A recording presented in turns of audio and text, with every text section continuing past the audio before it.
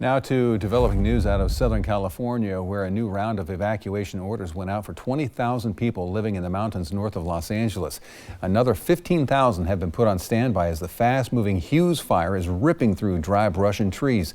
Meanwhile, fire crews from Oregon have been in Southern California battling wildfires for almost 2 weeks. Friday could be their last day, but that depends on word from the Oregon State Fire Marshal. Reporter Aaron Ariano spoke with a firefighter in the Pacific Palisades zone while they wait for further orders.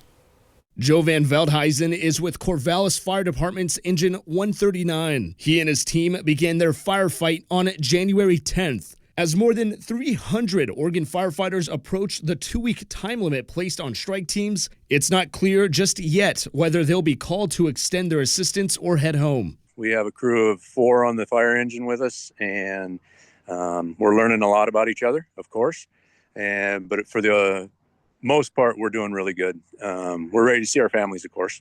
His team is working the Palisades fire. He says although morale is good and progress is being made, it's still tough seeing the scope of the devastation and imagining that terrible night. So it's quite a sight if you've never seen it before, and it's pretty overwhelming just as firefighters trying to understand what your compadres went through that night and trying to figure out, man, it would just be overwhelming.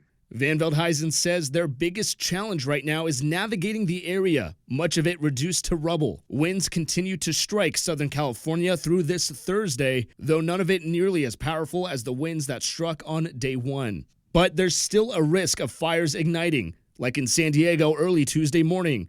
A strike team from Lynn County was deployed to fight that one. As we're assigned to California, we can be assigned to go anywhere, of course. And you understand that when you come down to do these things. Until somebody actually notifies you that you're going to be a part of one of those other events, if the call comes, you go and do it. As they approach their 14th day, he says the support in Southern California has been overwhelming. They understand that we're away from our families as well, and they're trying to make it as comfortable for us as possible under the circumstances. He shares his advice on wildfire preparedness. You can find that on our website, kzi.com. I'm Aaron Ariano reporting.